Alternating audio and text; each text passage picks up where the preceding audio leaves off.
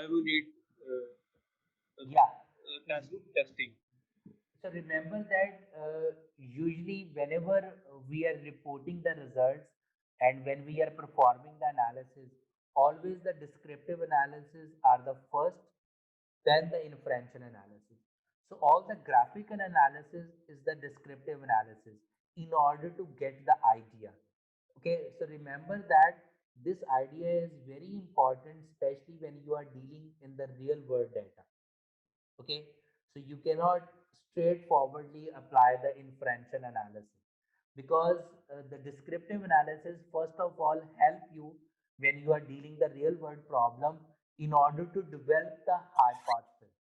Okay, because let's say if I am working in a modeling and modeling company saying me that we are getting so much complaint against the waiting time from our call center. Okay, so they will not give you the hypothesis testing, so they will just give you the data set. So now you have to apply the descriptive analysis first. That's what's the average waiting time normally the customer has to wait. Okay, and what's the variation in the data.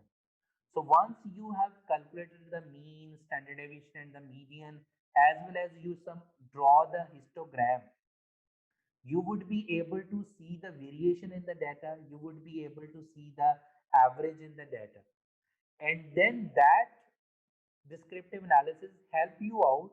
So what would be your hypothesis that you can also say your top management that our data from the historical saying that on average our customer has to wait 10 minutes on a call.